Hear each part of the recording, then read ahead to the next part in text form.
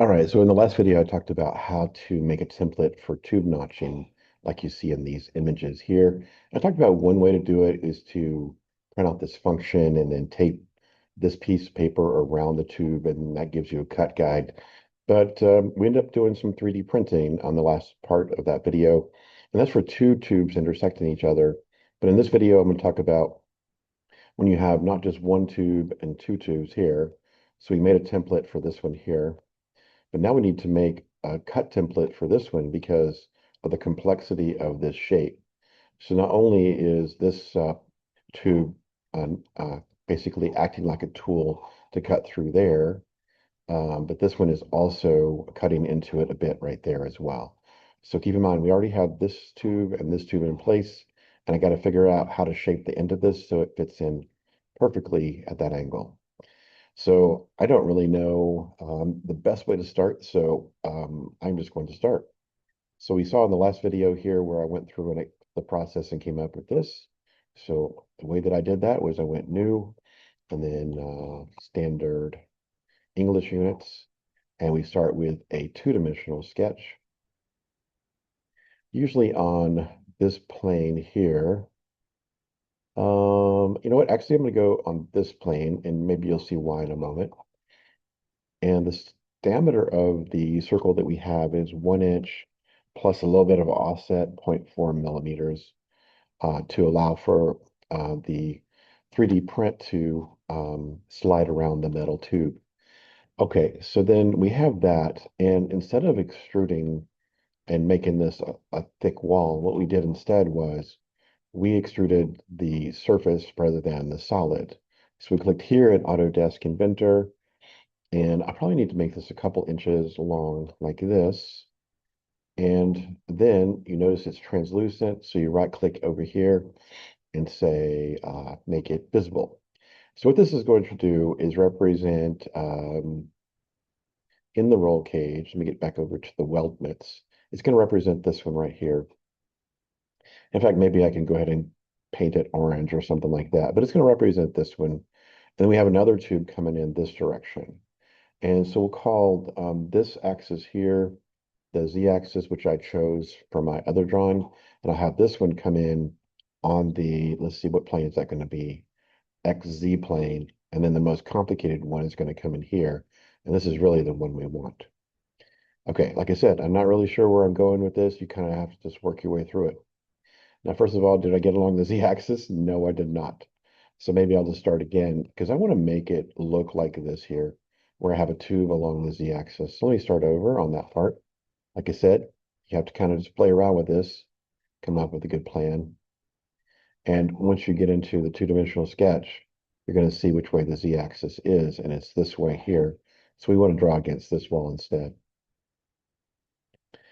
And again, we're going to do the 1 inch plus a little bit of offset. And I just happen to remember the 0.4 millimeter being the offset for our 3D printers. Then we're going to extrude that model, but not as a solid, but as a surface. And I think I'll just go 6 inches just so you can really see this thing here. And I want to orient it such that it looks like the other one. So I'm going to make it not translucent, and I'm going to use my view cube to come around like that. Nope, that's not it. Is it the home button right there? Okay, so now we have this tube here being represented. I'm not going to save that one by this tube right here. Let's see if I can paint that one a color. So there's semi-polished. I can maybe make it blue. That's the right one. Okay, I was surprised I got the right one. All right, so that's the blue one. And so might as well paint this one blue as well, just so we can get a feeling for how these cuts are going to go. Keep in mind, this is going to be a tool that we cut into another tube. You'll see how we're going to do this. All right, first of all, we need to go down, or next, we need to go down into the XZ plane, as we saw right over here, and draw this line, which comes in at an angle. Let's see if I get to the proper location here. You can see that it kind of comes in at an angle, and I'll measure that angle in a minute and record that on my other drawing. But for now, what I'll do is I'll simply draw in the XZ plane. So let's see if we can do that. XZ plane, and we'll say new sketch. And I'm going to rotate it around. So let's see, maybe have it go like that. Maybe a little bit like this. Hmm, let's just go to the top view like that right there. All right, let's assume that tube is coming toward us. So then this one needs to go here. Now, what you could do here is to get a better feeling for what you're looking at is to create a section view of this. And let's see, that's going to be the XZ plane. Cut it in half so that way you can draw on this surface. Let's see. Is it the XZ plane I need to draw on? Yes. And then, did I not create a sketch yet? Okay. Anyway, let's try that again. XZ, new sketch, rotate it around, and then draw this pipe coming in out of nowhere. Coming in that at that angle. And one of the things I know about this here is that I leave an extra inch over here at the end so that when it sticks out like that, you'll be able to see the tube. Okay, so we're going to do just, let's see if that's 1 inch is the right value for it. I think that is right. Okay, and for some reason it didn't lock onto the axis, so we're going to take that point, put it back on this x-axis, or z-axis rather. There we go. And then we need to make a perpendicular to the surface. So I'm going to say finish that sketch. And what we're going to do next is um, create a plane that's perpendicular to this surface. And then we're going to do a right click on that, new sketch, and draw another circle we're going to use as a cutting tool. Again, 1 inch plus 0.4 millimeters. Let's again extrude that distance or that circle into a surface, said the wrong word. And let's see, we're going to take that surface and we need to go the other direction with it. We don't really need to go all that way into it. We can just go up until this point right here. Once you reach the midpoint, that's going to be good enough. All right, let's see what that's going to look like. All right, we can hide this working plane. We can make this one visible or less translucent rather. And then we're going to paint this one red. Oh, yeah, actually, well, not because it's X direction, just because RGB. So make it dark red, leave that one blue. And so, like I was saying before, we can use this as a cutting tool to make the notch for this one, which we've already done. But it's when you have three tubes that come in, which is where things get complicated. Okay, just to show you what it's going to look like here before we start getting out the real one. Let's see if I can delete this. Yeah, before we get down here to the last piece we have to do, looks kind of odd at the end. Okay, I just wanted to take a look at that. One of the things I know about my diagram here is that this firewall that's on the back of this, or it's called the roll hoop. I know that that is 72 degrees away from the vertical, or is it horizontal? Let me check here. Okay, it's horizontal. All right, so let me get that plane set up, and then we'll figure out what this other angle is there. Wow, complicated stuff, right? Okay, so we need to have the vertical plane going here. So let's see if we can do that one. Let's see, how could we go about that?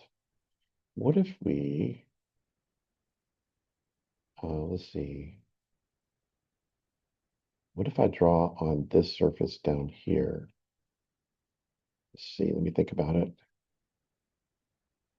Yeah, we could actually draw on that plane right there. So let's go ahead and make this temporarily visible. And that way I can make that 72-degree angle as a line and then make a plane from it. So start do a new sketch like this. And we have a line going out from the center off like this. We'll make that a construction line. And we'll measure with respect to this axis here, which is the x-axis right there. We need to make sure that one is 72 degrees for our roll cage. Now, if I hit finish, you can see that I'm kind of in the right place here. I'm trying to get a plane that's along this axis here. So, gosh, I'm not really sure how to do that other than to make another point down here.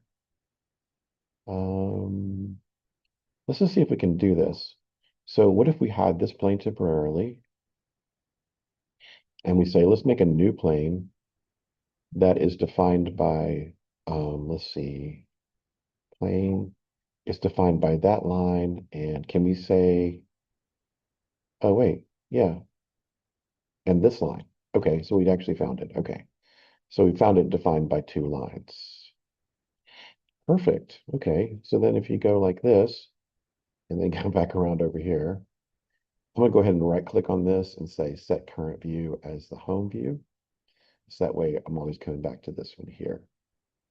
So there's my slant here, and I need to have my tube along this plane, but not perpendicular to the blue axis. We'll call this the green tube.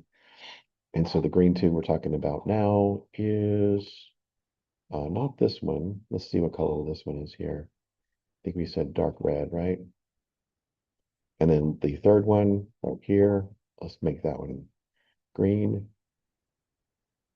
forest green. All right, so this is the one we need to have come in. And we know it lies along the 72-degree plane, but then we also need to have that angle relative to this one along that plane. So, oh yeah, and I didn't even set this other angle either, did I? All right, so let's go measure this one right quick. Let's see, if we go back to the original roll cage sketch, the first angle we needed was right click, edit. Then we can look at the first angle right here. The inner angle right here is going to be 73.94 degrees. Copy that, come back over here, and let's save this one as two tubes or something like that, because these are two tubes cutting into one. Maybe I'll call it three tubes then. Three tube notch. And we're notching the third tube based on the first two.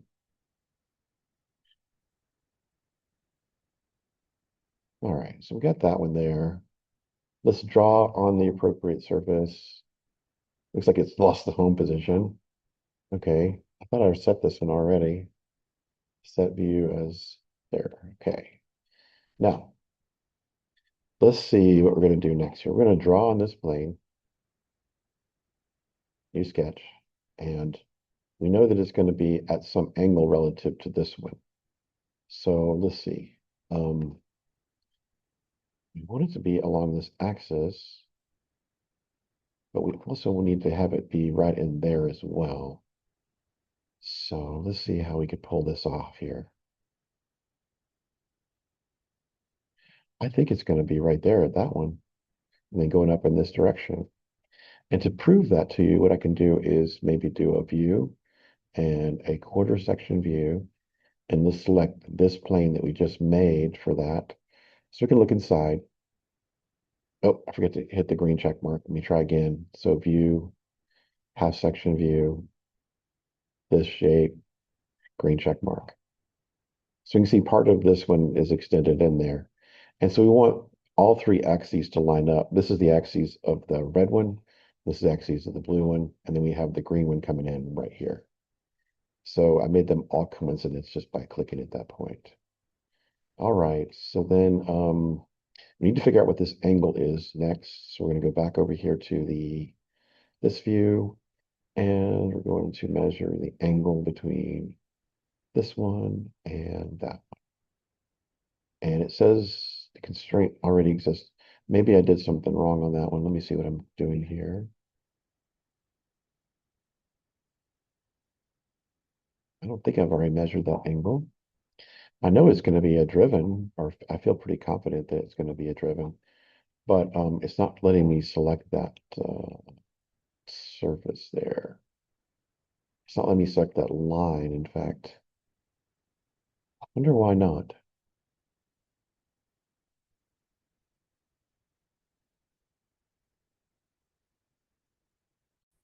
Oh yeah, I remember now. I put another drawing on top of this to measure some other things. So I'm gonna go over here to this other side. It's still gonna be the same angle between here and here. So we're looking at 103.68 degrees. So that's going to be the angle between, let's see, we're still editing this sketch, right? So sketch, dimension, here, there, and it did not do it. Okay, are we not editing the sketch? Okay, let's try that again. Dimension, here, and then we need to be along the z-axis.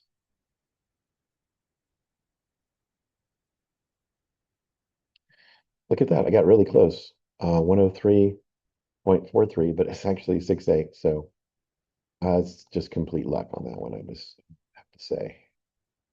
The length of this one doesn't really matter for right now. We will make it shorter just so that there's not too much 3D printing involved. I guess we can make it really short like this.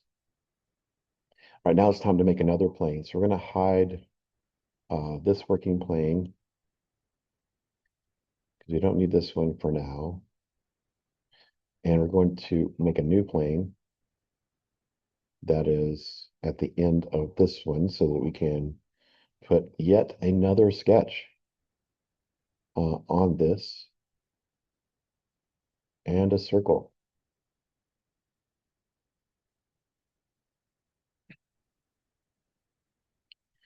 Okay, let's see. That and then 1 inch plus 0.4 millimeters. All right, got that. And we'll do one more extrude. Now we want to extrude it until it's at the end of the line here. So let's go extrude surface. I'm going to select that one, go the other direction. Can we tell it to go up to that surface? Is that going to be good enough, I think? All right, let's hit OK. Let's save what we got because we really have a mess right here. We want to maybe hide some stuff to clean things up. So I don't think we need this sketch anymore. That was the plane for that one. So we will, I think it's this sketch, this sketch. Okay. It's probably down here. All right, let's hide some of these working planes.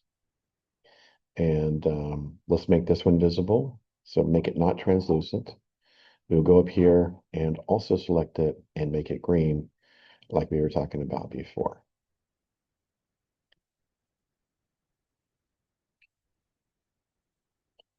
Okay, what a mess, right? Let's just start hiding some of these sketches. And then also want to bring our view back out of a slice. And so now it's starting to look a lot better. And like that. There is one more sketch over here. I'm not sure which one that one is. Let's see. Maybe sketch 3. All right, and this is looking really good. All right, so all we have to do now is use the blue and the red one as cutting tools to cut into this paper that's right here. Wow. Okay, so all of that is to represent this right here. I think I did a pretty good job. So do we see a seam right there? Sure. See, just go home like that. We see the seam that is right through here, over here. See the same kind of thing, although we are not at the same exact angle as you can see. All right, what a job, right? Good work on that. Seems like we might went a little too far out here, but that's not going to matter so much. Just gotta remember to do the cuts. All right, let's see if I can remember from my last video how I did that. I think I went over to 3D model and I used a split first of all. Although I'm not really sure if I really even needed to do that. Maybe I use a trim instead first, and I use, it says select the cutting tool. So can I select, let's see, not the green one. Okay. Yeah, that one. Okay. and then I select the thing I'm cutting into, I guess. That would be the green one here. And then do I select certain shapes to move away from that? That's the hard part, right? It's not letting me orbit the way I want to. Let's see, let's go up here to view cube. Are there pieces in here that I can select and remove? Yeah, for some reason, shift is not working like it's supposed to. Shift and orbit. There it goes. Okay, back to normal. Okay, so let's do something different first. Let's go ahead and suppress the red one, just so I can get my mind around what we're doing here. So we will suppress that feature. It might affect where the green one starts, though. Looks like it did. So maybe I shouldn't have I've done all of that. Let's just make it not suppressed, but just not visible. Okay. And let's use this blue one as a cutting tool here because I think we'll be able to see the pieces that it cuts off the green one a little bit easier. So here we go. Let's try the trim tool. And so I select here and select that shape. Do I hit delete? And that shape? No, I guess you just hit apply. And are they gone? Perhaps. So if we close this down and we pull back up the blue one here, we can just hide it. And you can see that it did cut away properly. That's fantastic. Okay, now we need to do the last cut, which is this one right here. Is let's make this one, this one right here, visible again. There it is. Now we need to use this one as a cutting tool on the green one. So we'll say trim, and the cutting tool is going to be this one. And we're going to remove, see if I can visualize it. It should only be like a little sliver right here. I'm not really sure why it's trying to.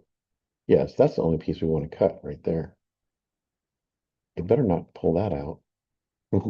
Does it apply? Oh, good. Look at how well that did that. Okay, and then right click on the this one and just hide it.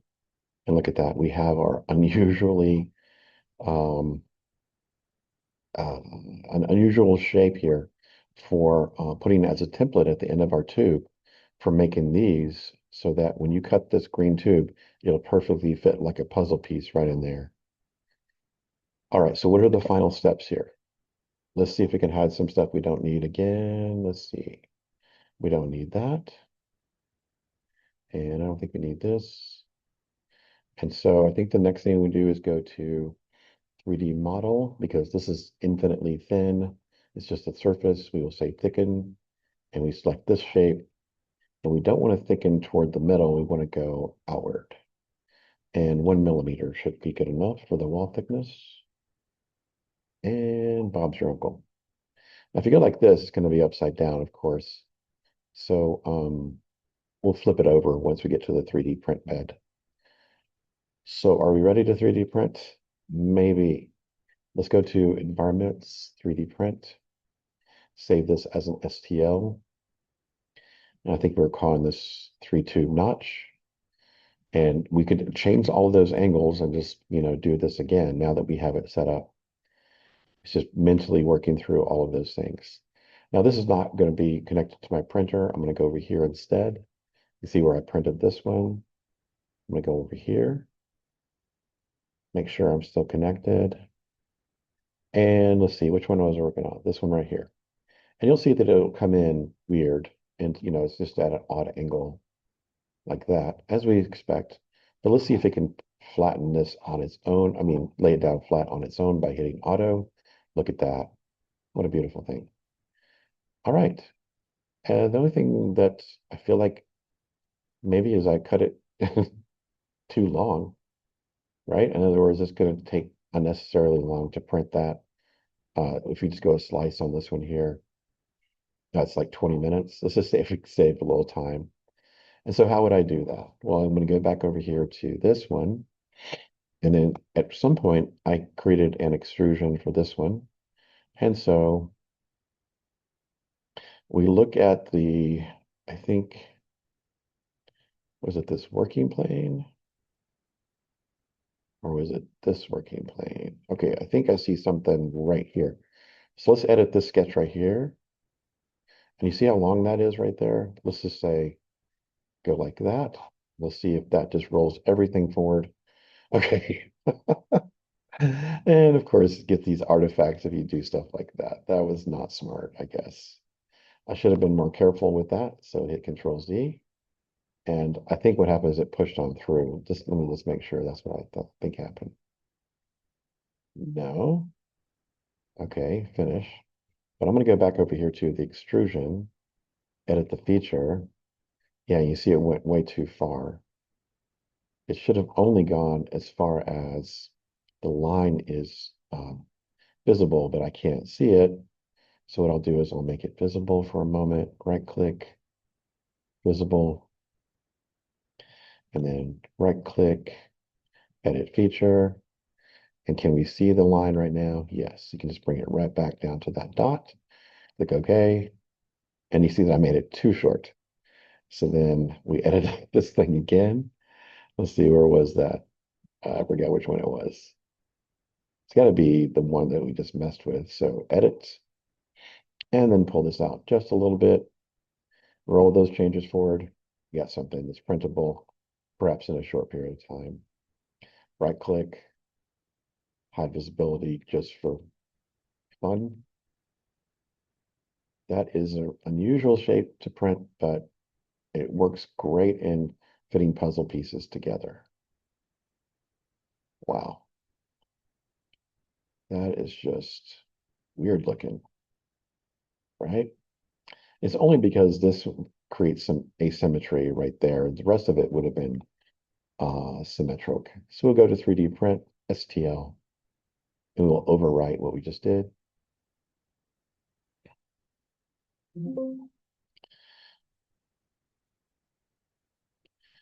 And it looks kind of short now, but let's pull it in again. So we're going to delete this from the preparation area, pull it up again, the refreshed version, and then we're going to make sure we flip it.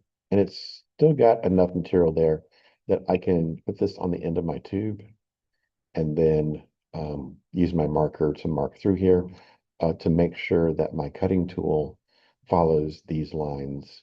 So it's really a method of verification about where to cut. So you don't have to, I guess you're less likely to make a mistake. Do it that way. Slicing, 13 minutes, saved a few minutes, and also some of the print material as well.